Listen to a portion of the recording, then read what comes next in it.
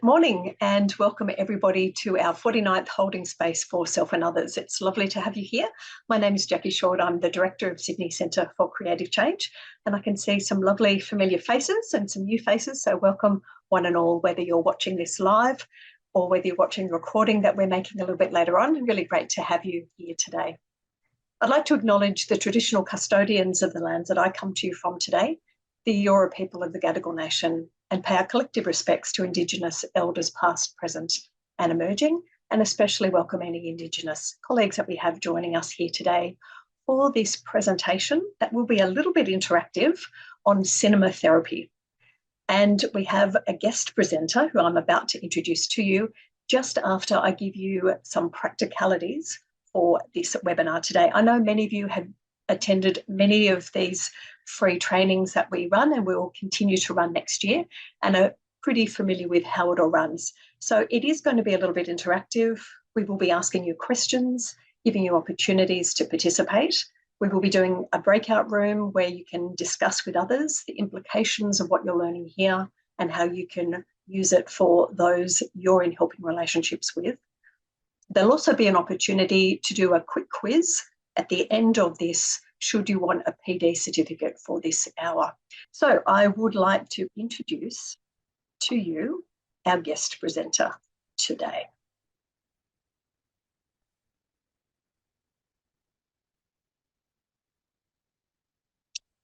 Kathryn Guestre has been working in the field of cinematherapy, making meaning with the magic of movies for a little time now.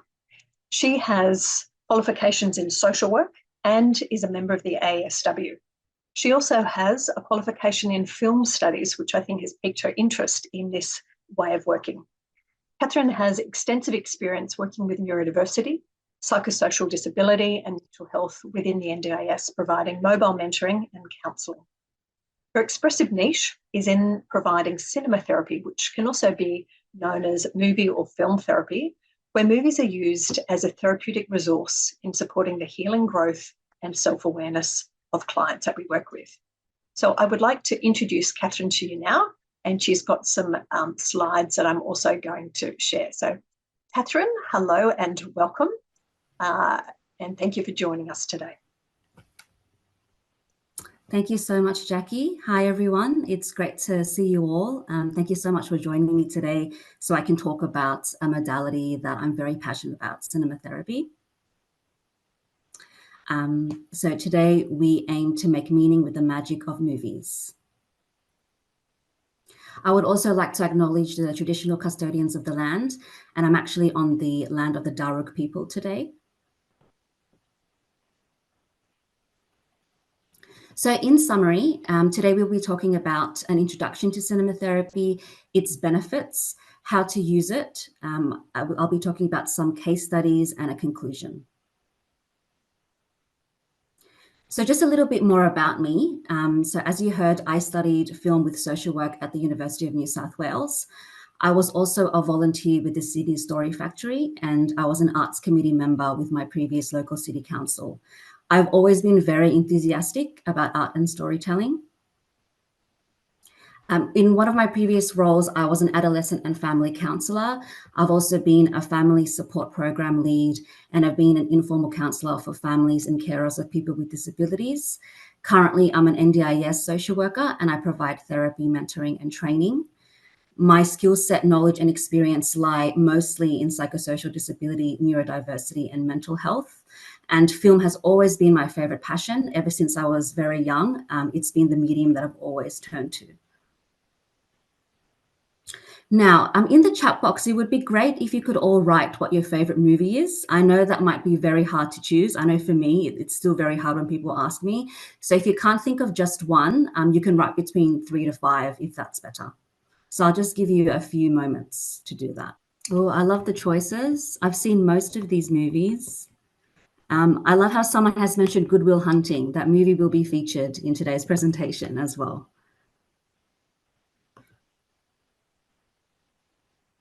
Ah, nice. I love the diversity of films. And The Greatest Showman has come up a few times.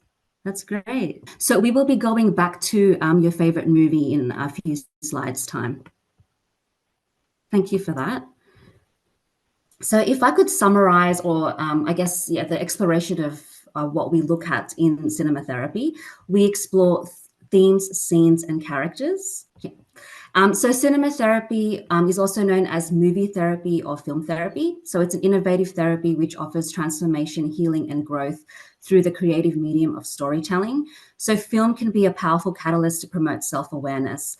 In the process of cinematherapy, it actually involves watching movies with conscious awareness, and it allows us to use the effects of imagery, plot, music, and all elements within films to elicit inspiration, insight, relief, or emotional release.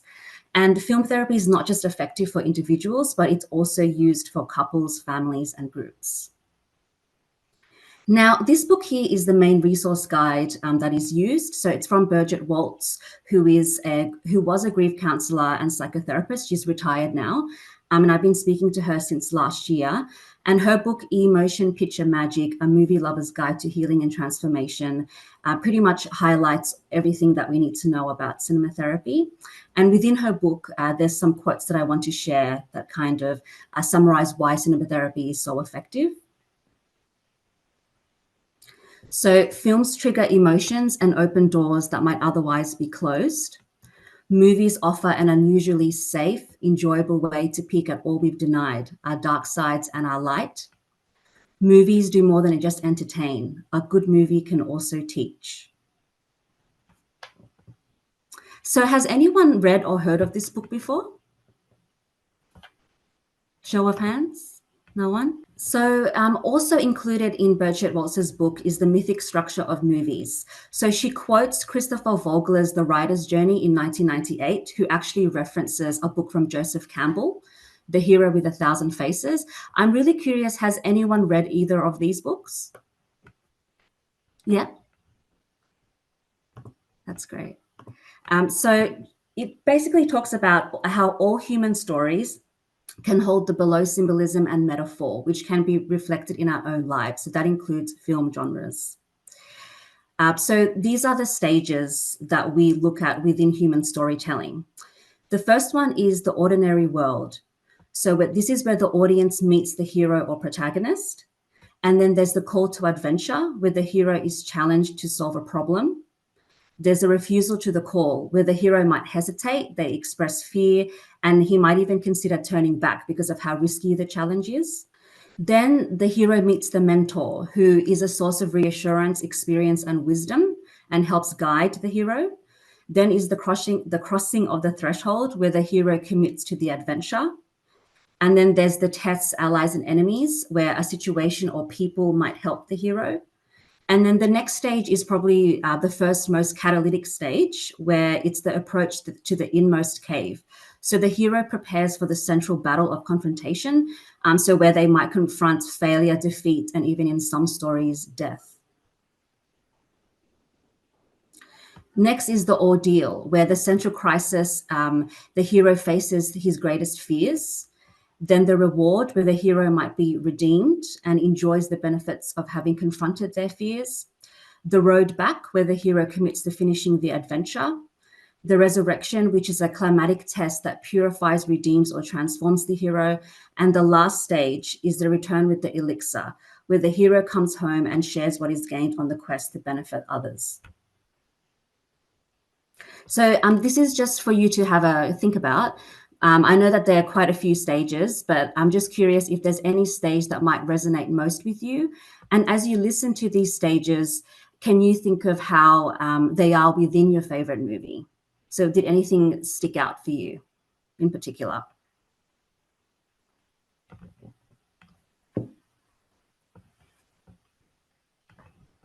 Yeah. I can see Kim Billington, who does a lot of storytelling training for us at Sydney Centre, nodding profusely here. Kim, I wondered if you wanted to say anything there. Yeah, Mary Poppins is my favourite movie since I was 6 when it first came out. And there's a climax of the story where, you know, the protagonist, you've got Mary Poppins, you know, she's unstoppable. And then she meets the fury of Mr. Banks once the chimney sweeps have left the building, left the house. And she's coming down the stairs and he says, "Mary Banks, what's the meaning of all this? And she said, I beg your pardon? He said, what's the meaning of all this? And she says, I can say something. And he said, yes, what is it? She said, I never explain anything. And she walks off. And this was like that death moment, you know. It was like, but she was in control. That's fabulous. great. Thank you for sharing, Kim. I think someone also wrote in the chat box, crossing the threshold. That's great. Lauren, did you want to expand on that, Lauren? To be honest, I'm not sure what to share, except that it just, in the movie of Philadelphia, I guess it was the threshold of, what was known and familiar about being heterosexual and, heterosexual society, and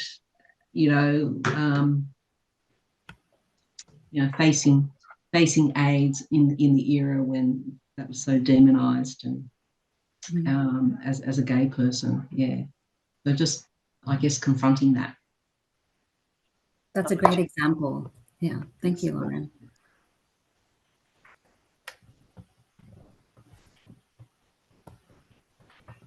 Oh, Claudia? I just wanted to add, I suppose, with what I picked up was, I'm not sure if everyone's familiar with the movie Moonstruck, where Cher stars as I suppose, a very ordinary, widowed, a middle-aged woman who finds herself in a boring, monotonous life. And then all of a sudden she falls in love, and what happens is in that love she finds passion, she finds music, she finds herself again, she finds beauty. So it's almost that resurrection type theme in that movie as well, which I obviously is one of my favorite movies. That's great. Yeah, I haven't seen Moonstruck, but I love Cher, so I think I need to see that one. Yeah, so in summary, the mythos is that with Act 1, it's 25% of the scenes of preparing the quest. Act 2 is overcoming obstacles, which is pretty much half of the story. And then Act 3 is the resolution, which is 25% of scenes. And I guess we come from a place of cinematherapy where we believe that there is no story without the presence of obstacles or conflict. And that's what makes the story. Now, Bridget Waltz talks about, in her concept of cinema alchemy, 3 different ways that we choose films to work with clients. So the first is the prescriptive way, where we choose very specific movies. So for example, if a client comes and they struggle with addiction or are in denial of this addiction, a movie called 28 Days in 2000 is a good example. And then the other way is the evocative way, where there's no need to recommend specific movies because the client might come with a movie in mind. This is the main way that I choose movies with my current clients. A lot of them are very into film and they have a whole anthology of them. So they kind of know what they want to work with. And the last way is the cathartic way. So this is where specific movies or types of movies are recommended.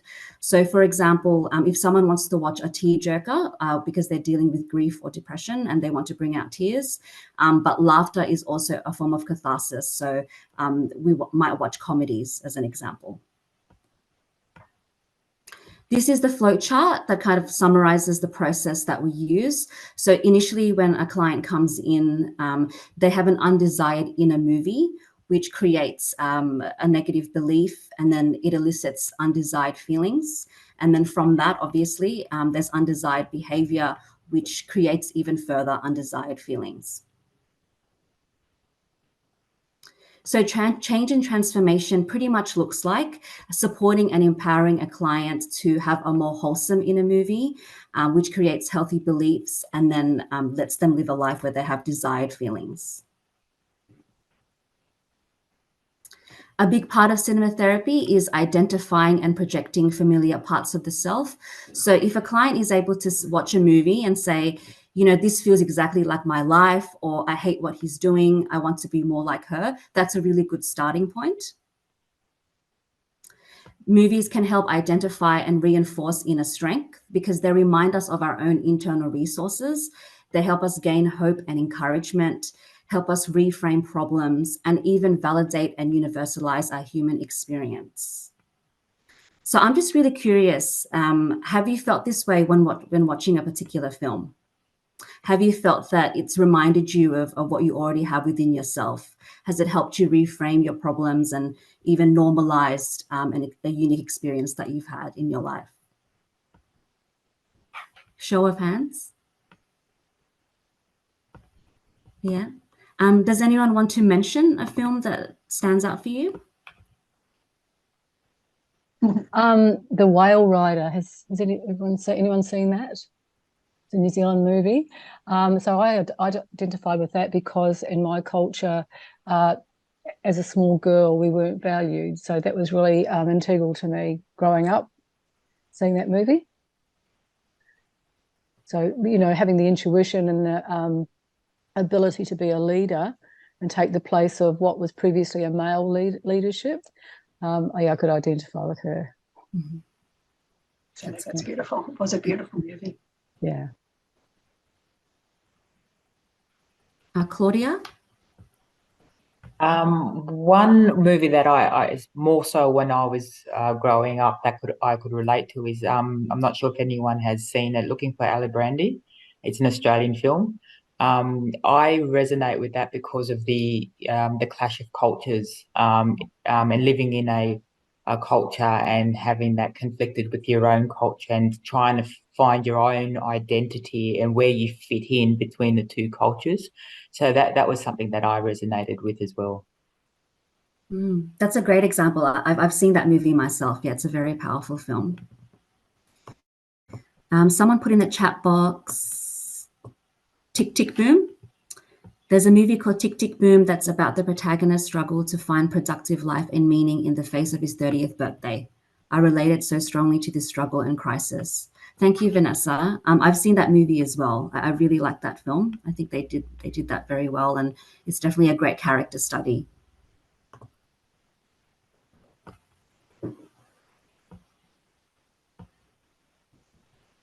Maybe lastly, just Rachel.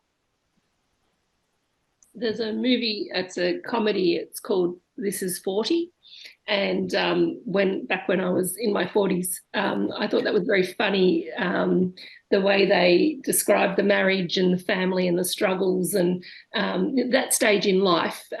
It gave a lot of relief to see it in a comedy form. Great example of that catharsis that you were talking about before, Kathryn. Thanks for sharing that too. Thank you. So next we'll be showing a clip. So this is about 3 minutes. It's in Good Will Hunting. So it's a scene between Dr. Sean Maguire, played by Robin Williams, and Will Hunting, played by Matt Damon. It's an example of therapy, and it's a role modeling of an internal shift witnessed on screen. It has some profanity. Good Will Hunting, I notice, is quite a few people's favorite film. So I think you'll be very familiar with this scene, which is very powerful. I'll just share my screen now.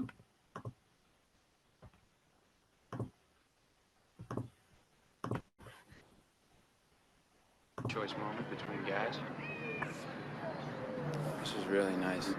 Can everyone you gotta hear think the swans is it's like a fetish. It's something like maybe we need to devote some time to. Thought about what you said to me the other day about my painting. Stayed up half the night thinking about it. Something occurred to me.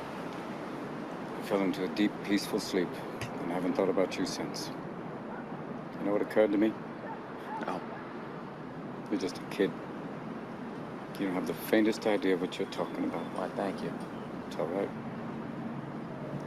You've never been out of Boston. Nope. So if I asked you about art, you'd probably give me the skinny on every art book ever written. Michelangelo. I know a lot about him. Life's work, political aspirations, him and the Pope, sexual orientation, the whole works, right? I bet you can't tell me what it smells like in the Sistine Chapel. You never actually stood there and looked up at that beautiful ceiling. Seen that. If I ask you about women, if you ever give me a syllabus of your personal favorites, you may have even been laid a few times.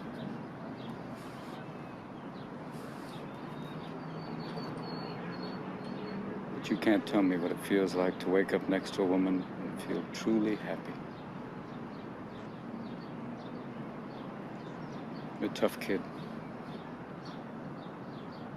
I ask you about war, you'd probably throw Shakespeare at me, right? Once more into the breach, dear friends. But you've never been near one.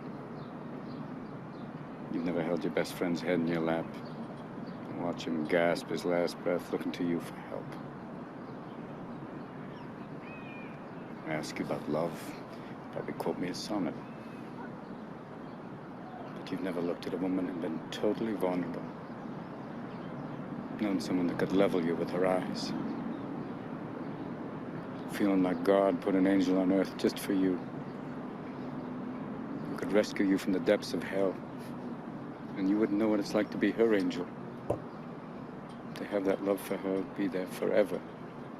Through anything. Through cancer. And you would know about sitting up in a hospital room for 2 months, holding her hand, because the doctors could see in your eyes that the terms visiting hours don't apply to you. You don't know about real loss, because that only occurs when you love something more than you love yourself.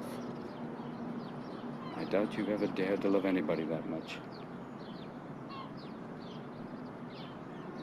I look at you, I don't see an intelligent, confident man. I see a cocky, scared, shitless kid. But you're a genius, Will. No one denies that. No one could possibly understand the depths of you. But you presume to know everything about me because you saw a painting of mine. You ripped my fucking life apart. You're an orphan, right?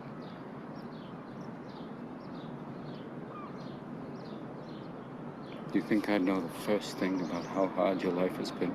How you feel? Who you are? Because I read Oliver Twist? Does that encapsulate you? Personally, I don't give a shit about all that, because you know what? I can't learn anything from you. I can't read in some fucking book. Unless you want to talk about you, who you are. Then I'm fascinated. I'm in. But you don't want to do that, do you, sport? You're terrified of what you might say.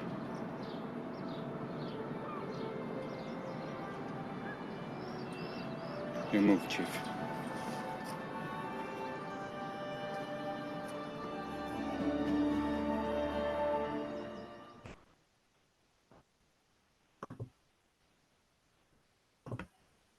Okay, so I'm really curious. I know quite a few have seen the film. Does anyone want to share how this particular scene affects you? Yeah, Jackie, you're nodding your head. Yeah, when I used to teach at a psychology college, I would always show snippets of this film when we were teaching ethics. And I think this is the pivotal change moment in their relationship that I think is so important to the film, where they actually start the work. So I think it's really important that it's outside the therapy room and that it's very candid and there's lots of swearing and there's lots of self-disclosure, because it's sort of not traditionally therapy, and yet it's so important in that therapeutic process to really genuinely invite him in. And I think it's that point where he says yes to the work. So yeah, it's a beautiful scene. Exactly. Yeah, I find that you can tell that it's pivotal because of the look on Matt Damon's face. There's something just shifted within him. So, oh, and Vanessa. Yeah. So Vanessa says it has such a quiet dignity. It's a very emotional scene, but Robin's character is so gentle and in control. Yeah, definitely.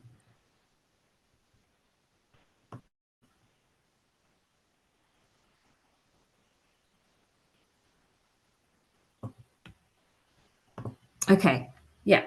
So in Burgett's book, there's 3 matrices that we work from. So the first is the film matrix, which is how characters affect us. So this is just an example that we can kind of work with clients, or kind of just understand ourselves as well. So if we think of a character who a client might identify with strongly or in some ways, and a character who they might identify with less or not at all. So in the example of Good Will Hunting, for example, a client might say they identify most strongly with and like Dr. Sean Maguire the most because he's experienced grief and loss, and he has a warm and approachable personality, while they might say that they don't identify with, but they still like Will Hunting as the protagonist or hero, as he was an orphan, he finds it hard to be vulnerable, is a mathematical genius, and goes through the most growth in the film. Next is the self matrix, which is self-discovery through characters. So this is where we look at qualities or capacities that a client is aware of and maybe not always aware of. So they might like in themselves that Sean Maguire is like a mirror to them. So he's honest, he's humorous, he desires to be a positive role model in a person's life. Family is very important to him. Another quality that a client might say that they dislike in themselves and they're not always fully aware of, but they see in Dr. Sean Maguire as well. So if you've watched the film, you'll know what I mean, that how his past grief might affect current relationships and how there might be some anger projection. So it's just understanding characters and how they serve as a mirror to ourselves. The last is the growth matrix, where we look at how can you enhance and strengthen your positive qualities and capacities. So qualities that a client might be fully aware of is honesty. So allowing themselves to be authentically vulnerable in a gentle and compassionate way, rather than being blunt and harsh. And then in terms of how they can be compassionate with their real or perceived shortcomings and grow beyond them. So they might seek ongoing therapy and support. They might journal or write a letter to their past and future self to see how far they have come and to better understand their anger triggers. Now, as I said before, cinematherapy isn't just good for individuals, but there's also groups. And so cinematherapy groups is not just about critiquing or analyze the film, but more focusing on personal experience. So as we know, everyone responds differently to movies and their meaning and the symbolism. So we can all learn from each other's diverse perspectives. In the process of cinematherapy groups, we can go deep into film allegory. We can explore unique messages for everyone and ideas for new behaviors. And there could be groups specifically focused on issues like addiction, growing from life's challenges, pursuing one's passion, strength in vulnerability, anger and forgiveness, and finding meaning in life. So in terms of actually choosing the films, there's a film index. So what I usually do in my process is I usually collaborate with clients to choose the films. If they're unsure, I give them a resource list. Also, here's the next one. Yeah, so sometimes it really depends on the client, but we might do like a trauma timeline at the start. So we can look at certain movies that have resonated with them at different milestones of their lives. And they most of the time they find that quite useful. So these are examples of some themes that we can focus on in cinematherapy. So one is inspiration. Under that is overcoming challenges. Examples of films are Castaway, Edward Scissorhands, Good Will Hunting, Footloose, Rocky, A Star Is Born, Moonlight, so many examples. So I'm really curious if anyone wants to share in the chat box any other films that you would put under this category. Did you want to read those films out, Kathryn, that are in the chat now? Sure, yeah.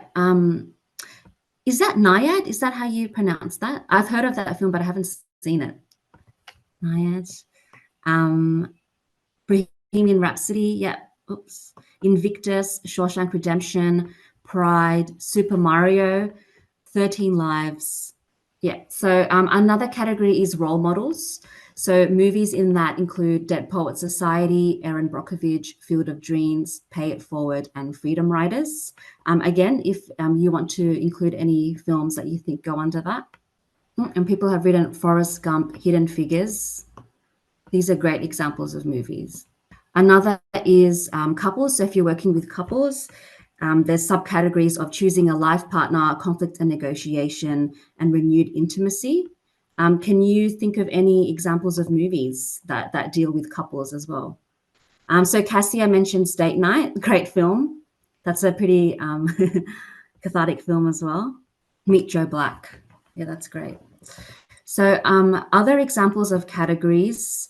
So I specifically chose Everything Everywhere All at Once and Kings of Summer on this particular slide because these are great movies, great examples of films that actually address everything on this slide. So in terms of social questions, a search for community, diversity, childhood fears and dreams, a search for identity and adolescence, and family conflict.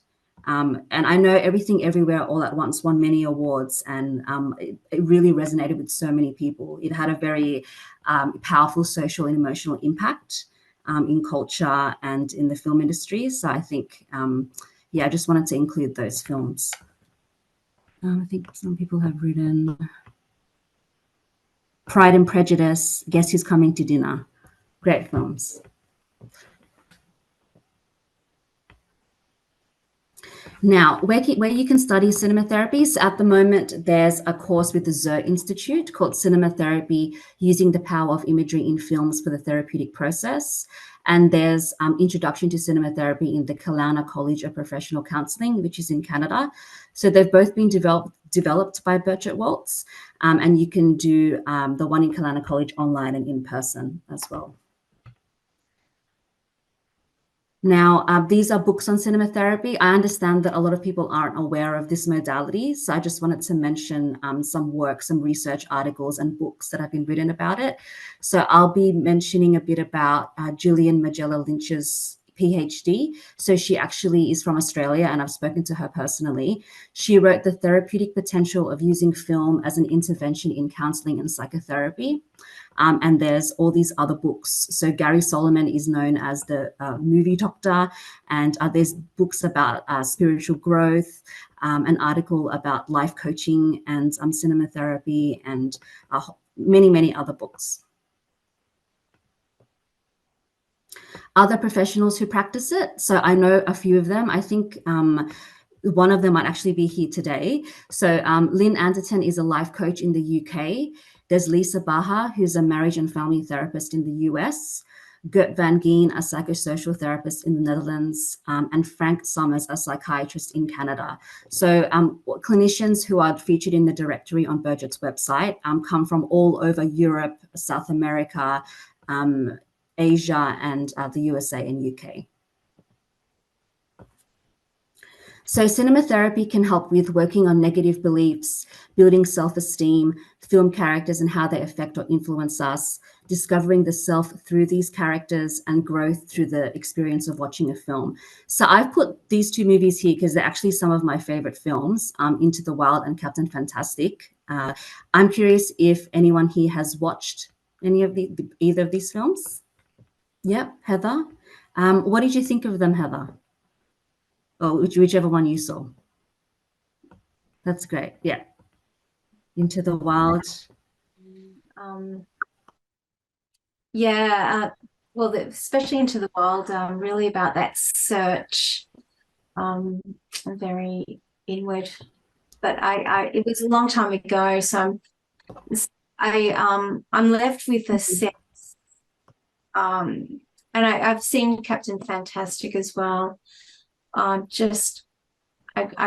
don't know that I can remember too much about. I think, yeah, I really no, I can't really say too much about. Just that they were great movies, and I guess I wasn't thinking along the lines of but yeah, very much The Wild was very much about felt to me like a search. Yeah, getting away from that the society influence and you know, finding that going into that journey, that hero's journey. Yeah. Yeah, that's very true. I'm glad that you mentioned the concept that we've talked about. Yeah, the hero's journey, definitely. It's all about that. And I think they're both very powerful films and films that I use in my practice. Yeah. Yeah. Yeah. Oh, sorry. Yeah. And yeah, so okay, so Kim mentions a quest. Yes.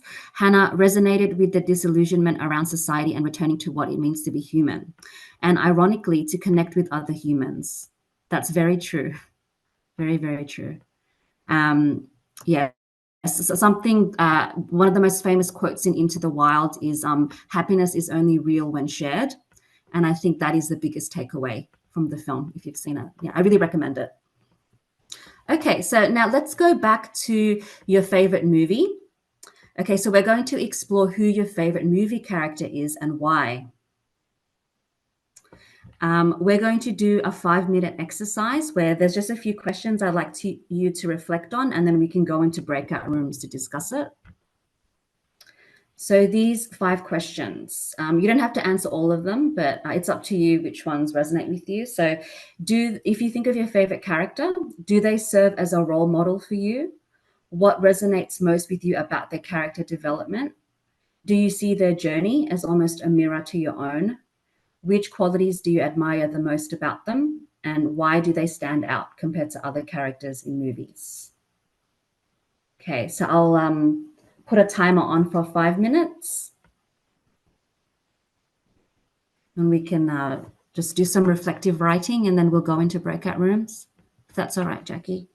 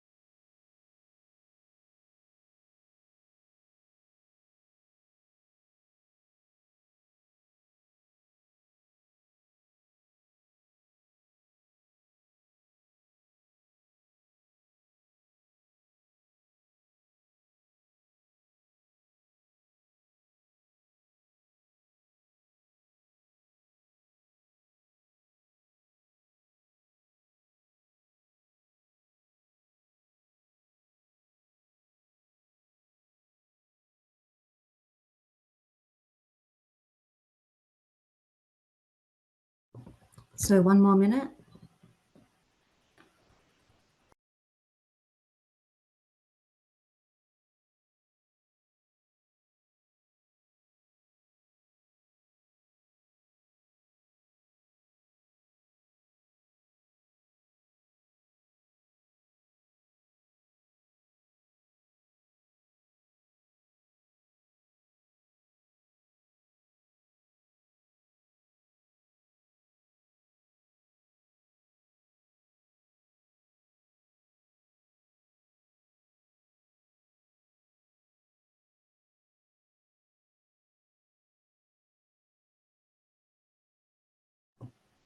Okay, so if everyone has written down some notes, then we can go into the breakout rooms. Welcome back, everybody. Thank you for having that time in the breakout room to have a chat with a couple of other people about your movie and how it might relate to you as well.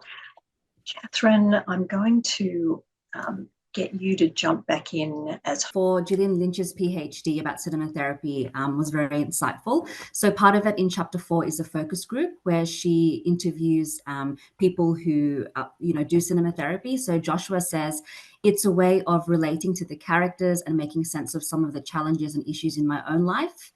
And in a way, it's not all about escapism, but if you want to escape into certain realities, in particularly bleak films or films that challenge the characters, I find that helpful sometimes just to work through things.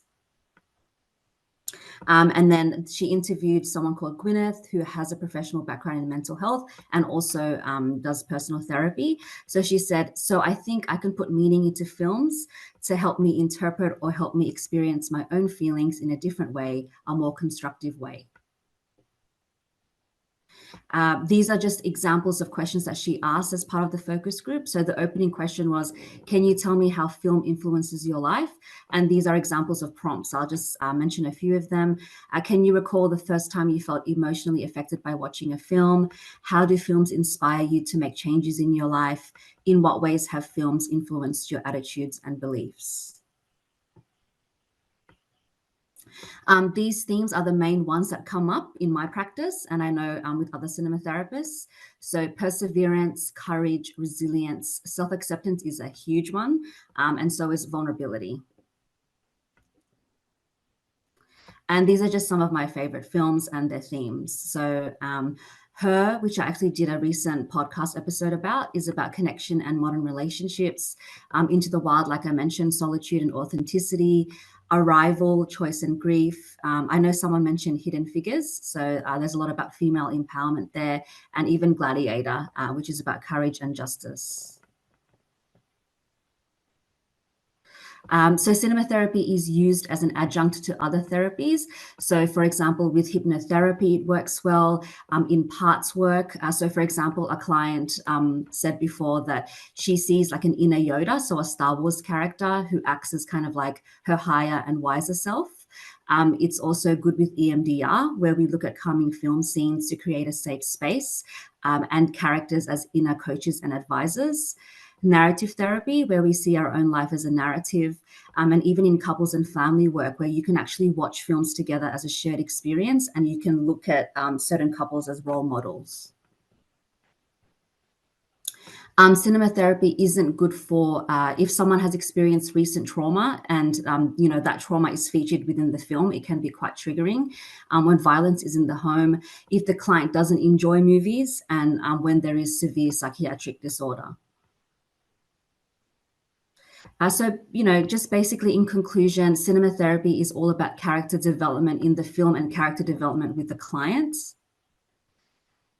And movies are very effective as acting as a bridge between therapy and life. So this is my website if you want to check it out. At the moment with my cinematherapy clients, I work mainly with young adults and adults with autism, ADHD, anxiety, and depression. And I have a lot of experience working with psychosocial disabilities like schizophrenia, bipolar, OCD, PTSD. And most of the time, people come to me because they've tried traditional therapies, which haven't worked for them. So at the moment, I'm actually a co-host of the Movie Health podcast, where we interview mental health professionals about their favorite movie and their unique tips. Jackie is featured in one episode, and that was a really fun conversation that we had. I really enjoyed that. And yeah, so if you'd like to be on the podcast, it's for free. You can contact me on my number, and that's my email address. And you can check out the Movie Health website, which has more information, and it has all the podcast episodes. We're up to number 12 at the moment. So thank you so much, everyone. It was really fun to do this with you today, and thank you, Jackie. My pleasure, and thank you, Kathryn, for hosting this. I know some people have questions, and if you'd like to put any in the chat, feel free to. If you would like to ask Kathryn a question or reflect on something from the breakout room, we've got a few moments for that before we start to wind up our presentation for today. So give us a wave if you would like to ask Kathryn a question, or if you would like to reflect on something that came out of your discussion and reflection in the breakout room. Lauren, thanks. Yeah, I was just wondering, you might have already answered it in that last slide, but clients, you say they come to you now because traditional therapies aren't working for them. How do you introduce the concept of film as therapy to clients in general? Like if you had someone who came to you for creative therapies, how would you then suggest that maybe film is the way to go for them? That's a great question. A lot of the time clients come to me because they have a strong interest in film. So we kind of can base that off, what their favorite film is, and then we can look at scenes together, and then we can say, okay, so like, has this been transformative for you at a certain point? And it kind of like clicks straight away for them, and then they usually want to get into it right away because it's something that they're very passionate about. Yeah. Thank you. We've also got a great reflection in the chat there from Kim, who wanted to share her love of Blended, the movie, and how it impacted so positively on her. And coming up to Christmas and holiday seasons for many, it's wonderful, Kathryn, to have all of your suggestions and others that have put into the chat their favourite movies as inspirations of other things you might want to be watching for yourself over the coming time. So this has really been a great timing to have this presentation today at the end of the year. I'm going to give you a email after this presentation today that will have Kathryn's contact details. And as I mentioned, you'll have access to her slides in the coming weeks when the edited version of this recording is available as well. But we're going to thank Kathryn again a little bit later on today, but just in the next few minutes, before I give you the opportunity to win one of our upcoming webinars, I also wanted to let you know about some of the other events we've got coming up, including our next free holding space webinar, which we will be running in February next year, and we have that up and ready to go. So just to share some of these next offerings with you, wanted to thank you again for taking that opportunity in the breakout room to connect in with others and to share your thoughts and ideas. Our next webinar that's going to be a 3-hour training is working with young people in groups. I know some of us do work in groups, and Peter Mortola is a fantastic Gestalt therapist who worked with Violet Oaklander for many years, and he's doing that presentation for us live online, 29th of November.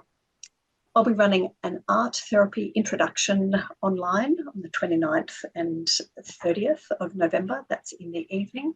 There's a few places left in that one. Peter will be picking up again the use of drawings, particularly looking at the Oaklander approach to Gestalt play therapy and how drawings can be used in more directive ways for children, adolescents and adults. 3-hour training. Sue Jennings is doing another new webinar for us, managing social anxiety with children and young people, which you know is quite rife at the moment given pandemic and post-pandemic realities. I've also got a graduate certificate in plain art therapy that many of you will be aware of that I run twice a year in March and in July, and that 6-month course. We have just 3 places left in for the March intake next year. If you're a registered mental health professional and you're interested in having a pathway to play therapy registration in Australia, and deepening your use of expressive therapies. Please let me know if you're interested in that. So our next free holding space webinar is going to be on addressing ableism in counselling and how language can make all the difference in our work. You can register for that now. That's available for bookings, and that'll be the 16th of February, and we'll be running them roughly once every two months next year. So I would like to thank Kathryn again for being here. Kathryn reached out and contacted me, we were saying this morning, a couple of months ago, and was interested in doing this presentation, and I was really excited in being on that podcast for her. So I'm not going to share one of my favourite movies, but if you jump onto that podcast, you'll be able to hear me having a good cackle about it. And Kathryn asked some very probing questions. So if you want any cinematherapy, I would recommend her as a therapist. And if you'd like to get a bit more audibility and a bit more exposure as a therapist, I really encourage you to be on her podcast as well. So thank you, Kathryn. If I could get you to join me in thanking her today. Is there any feedback you'd like to give her? I know she'd love to read it in the chat. So thanks again for being here, and thank you, Kathryn. Thank you. I'll let you all log off when you're ready. Bye now. Bye.